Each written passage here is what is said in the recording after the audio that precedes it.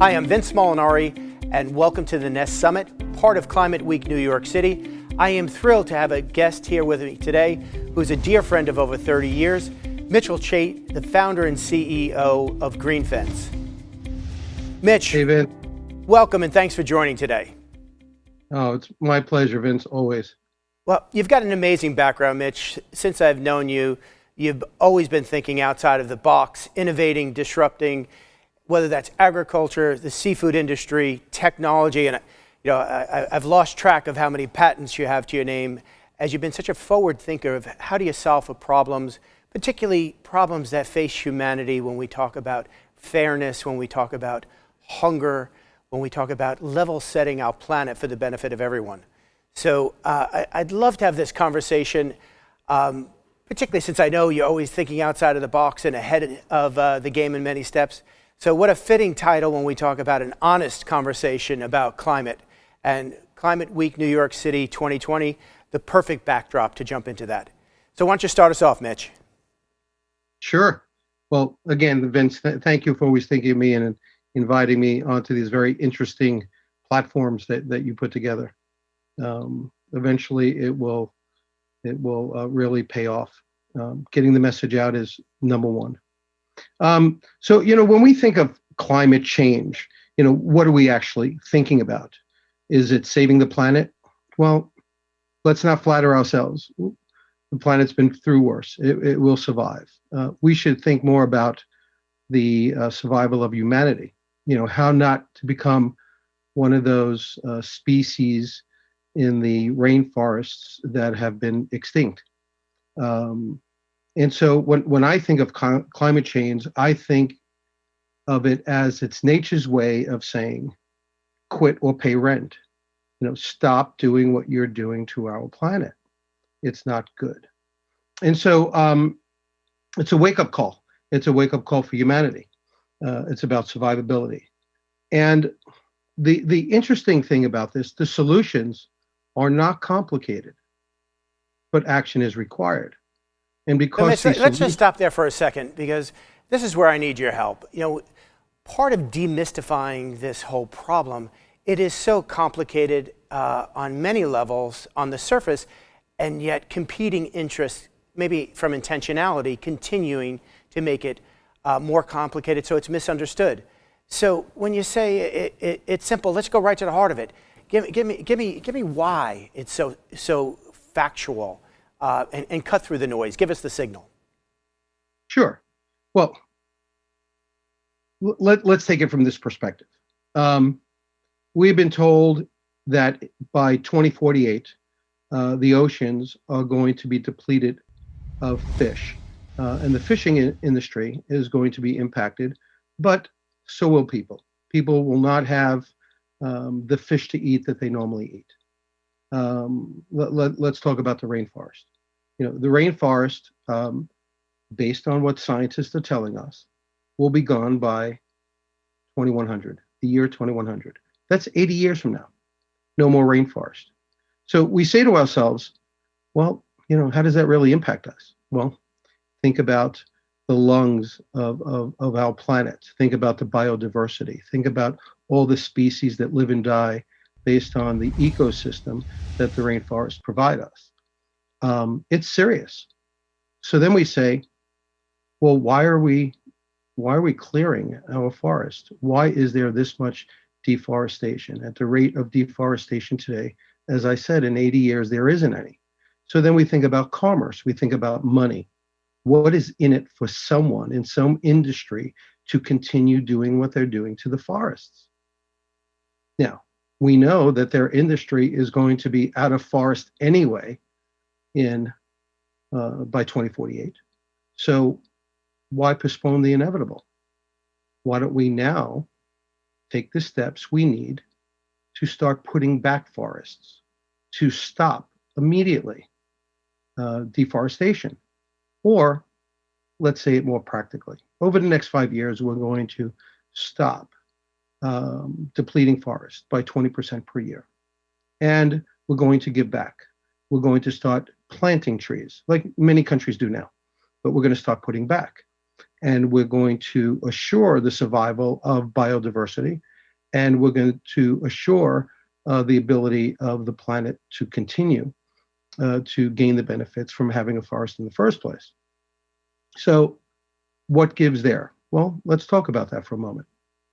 And the same thing with the fishing industry, as I just mentioned. Why would we deplete the ocean of our fish, and how is that going to impact the fishing industry, and what can we do now? So let's talk about deforestation. One of the biggest reasons for deforestation is livestock production. But when we think about livestock production, we think of this big business which feeds many people. Well, it's true, it does feed many people, but there are some things we should know. And let me preface by saying, I'm not promoting plant-based diets. I'm not promoting meat-based diets. I'm not promoting anything. I'm just sharing with you information that's factual. And then we could weigh the risk and the reward of what happens based on the solutions we have immediately available to us. And so when we think about livestock production, here's some interesting facts that have been provided by scientists, and you could look up these facts very easily on your own. So 82% of the world's agriculture is produced to feed livestock production. Wow. But only 18% of our calories come from livestock. Now think about that. We are producing 82% of the world's agriculture to feed animals that only provide 18% of our calories. Now that doesn't seem so bad on its own, except for we continue to clear forests to make room for a growing population.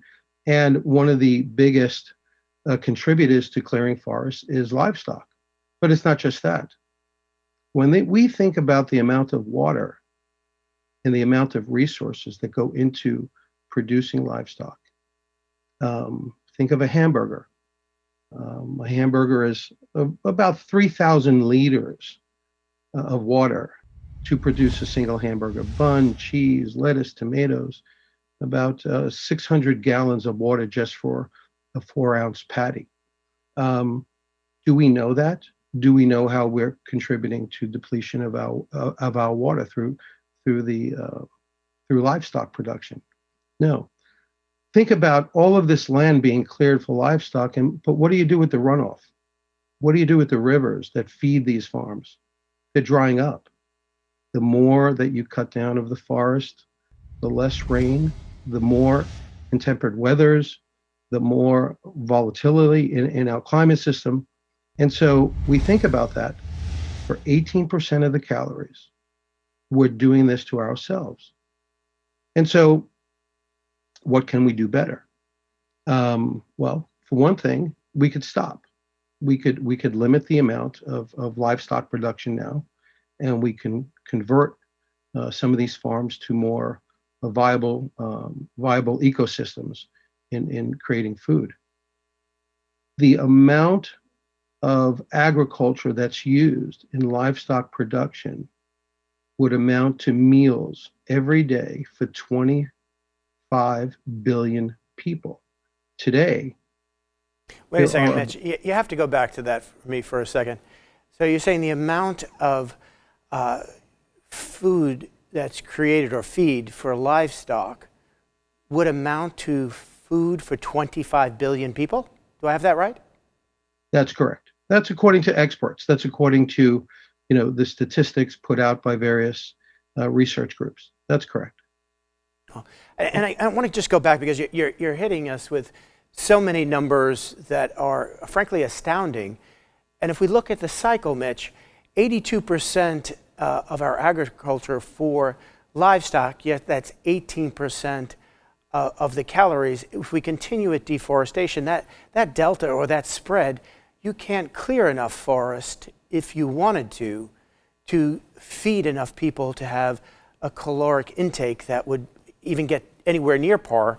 And then when you compound that with the amount of water resources that are being exhausted in the process, my goodness, why don't more people know about these numbers? I don't know. I don't know. It may not be popular. It may not be commercially viable for today's businesses. But for whatever the reason, you're exactly right, Vince. We're heading towards a cliff. And the cliff is we're only going to be able to clear so many forests. We're only going to be able to support so much livestock. We're only going to be able to support so much humanity. And we're only going to be able to support so much ocean. And so that's key. But let me go to another part that seems to be the core focus of everyone. It's carbon. We hear about carbon footprints, carbon credits, green cities with zero, with neutral carbon. So what aren't we looking at? Well, let's talk about methane. You want to talk about methane and its ratio to the global warming global warming potential for the Earth.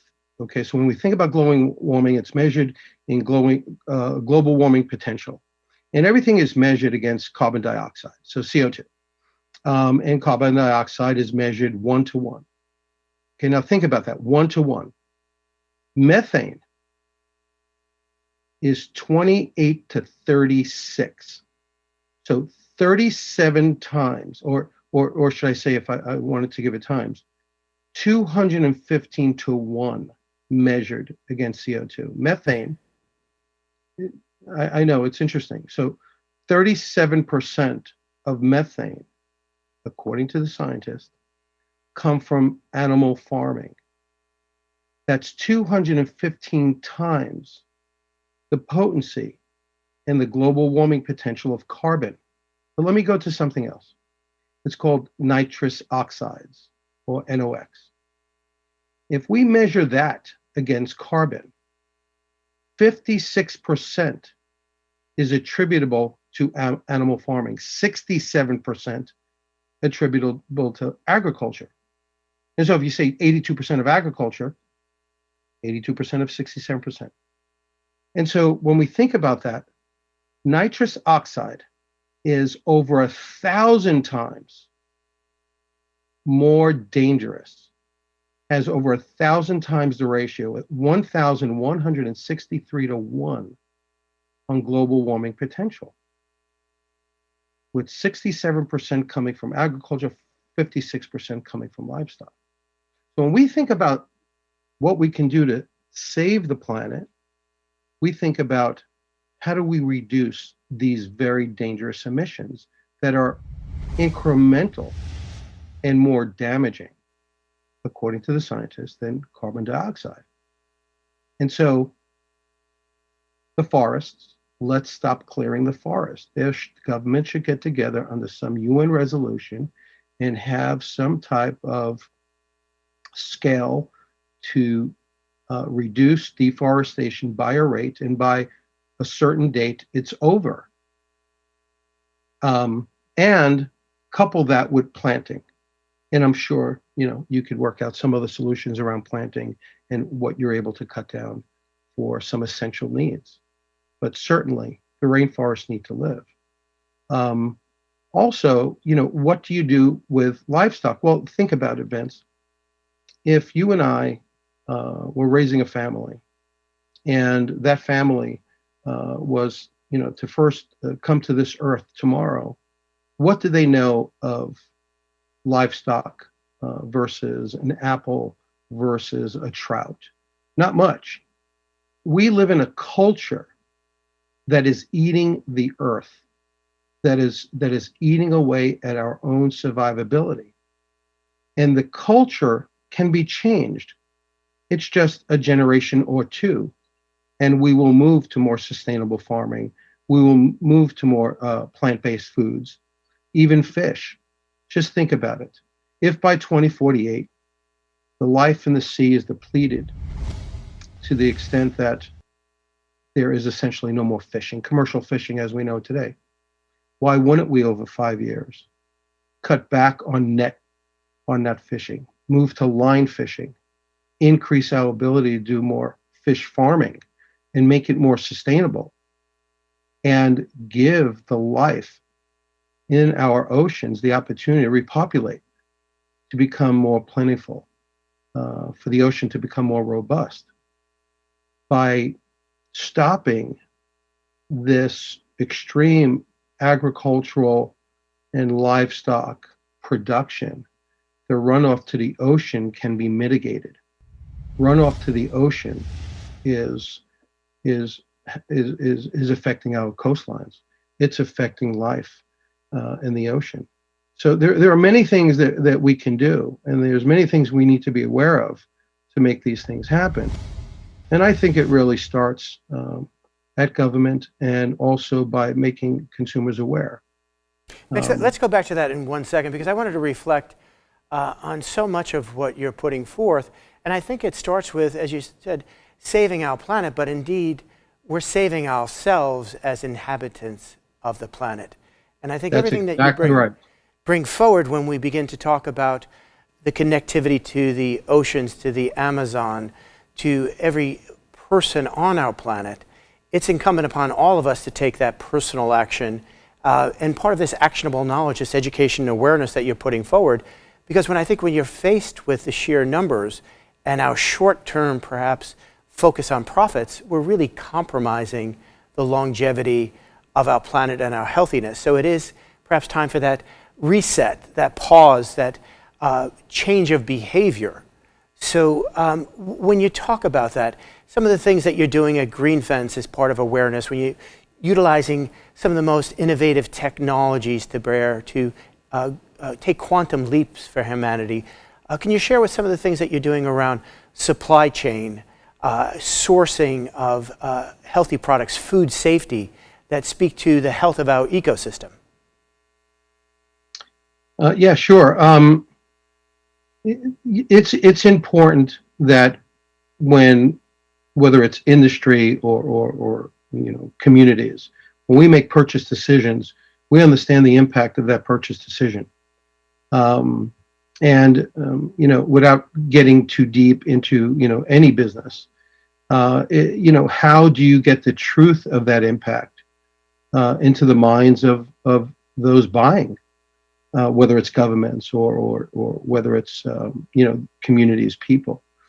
And it's very important. So one of the things that we're doing at Greenfence is building a new platform for trading that is based on the impact of the behavior and the consumption of resources on the planet that are all very critical for our survival. And you said it, Vince, this is not about saving the planet. By all means, ice age, meteor strikes, the planet has been subject to a lot of threatening events, but certainly humans are threatening our own extinction. And the only way that we're going to get by this is if the community, the people, realize, this is how I need to live in order to contribute back to our planet, so every generation after me can live at least as good as I'm living today. And it's unfathomable that we have any malnutrition today. With the technology we have, with the amount of agriculture we grow, there shouldn't be anyone on the planet that wants for 3 square meals a day, or at least not to fall into the category of malnutrition. And so we at Greenfence are focused on these things. We're focused on the less fortunate. We're focused on malnutrition. We're focused on leveling the playing field for unbanked and underbanked communities that could use technology to thrive better, to have a better life through the workplace and for their labor, as many underbanked and low banked communities live today is through their labor. And so at Greenfence, we're focusing on the important information. When you think about industry saying we will be fully transparent by this year, really? What does that mean? What does fully transparent mean? What does accountable mean? What does shared value mean? All of these areas to be studied are areas that Greenfence is focused in. And when we finally go from beta to commercial availability and scaling from there, we will show the world that there is a way to improve our way of life and improve everyone's way of life through shared value initiatives and making sure that we take our resources and we distribute them for the world to use and thrive. And so, yeah, Greenfence is an exciting project we've been working on a long time, and I appreciate you bringing it up.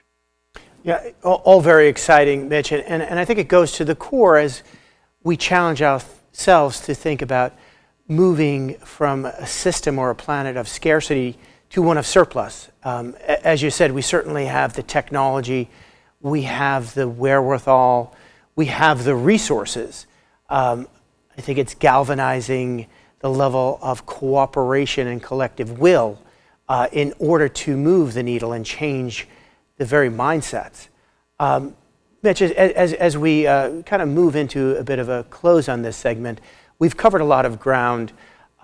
Share with us, if you would, a little bit more some of your most important aspects that you'd like to leave us with. Well, for number one, there's some great companies out there, food companies that I deal with and agricultural companies that are investing heavily in sustainability. They're in the livestock business. They're doing the right things. They're making the right decisions, and they're making more of a sustainable future for livestock, taking into account many of the things I've said. And then there are foundations, there are a few foundations that I've experienced really do the right thing. They go to the consequence of the actions of many to save a few. And when I say save a few, just like these big companies, they can move the needle in their efforts, but there's nothing like united effort. If with the technology, with the resources that these companies have, as I mentioned, that I've worked with, and some of these foundations that I just admire for their work. I'm not going into it for the fear that I shouldn't be promoting or doing anything, but feel free to give a shout out to anybody you like, Mitch. It's good to reward those that are doing good work. Well, I mean, just look at what the Gates, the Bill and Melinda Gates Foundation does. Look at what Cargill does. And I can go on. There is so much to do. There are so many companies, Nestle with their shared value initiative. There are so many companies that really have the best intentions, and they are investing tremendous resources into these things. But without all the governments coming together, without banding together in a united way to actually make these changes, we're not going to see them. It's just, that's it. So all we can do is, on an individual basis, one-to-many basis, get out there and do what we can and spread the world. But we are racing towards a cliff, and we really need to do something. And it's going to take more than just a select few of good guys, good industries, good gals to come in and make this all happen. So Vince, thank you for having me on and giving me an opportunity to vent with you. No, Mitch, as always, I fully appreciate the straight talk, distilling it down and these levels of statistics that we don't hear. And it really reminds me so much of some of the conversation with Alexandre Cousteau, who looks at things and says, we're so much better than conservation. We're moving to regeneration, right? To the abundance of our oceans, to the abundance of what we had, to replace that. And it so much reminds me of the conversation, Mitch, when she talks about moving from being consumers to be contributors. The more that we put into our own system, the more we're going to get back. So it always is a pleasure to talk to you, Mitch. Congratulations on the great work that you're not only doing with Greenfence, but in all your personal endeavors in making the world a better place. Thank you, and we look forward to following up with you more on all of those initiatives and the developments as they happen. Thank you, Vince. Look forward to doing it again sometime. A pleasure, Mitch. Thanks again for joining us. You got it. Bye now.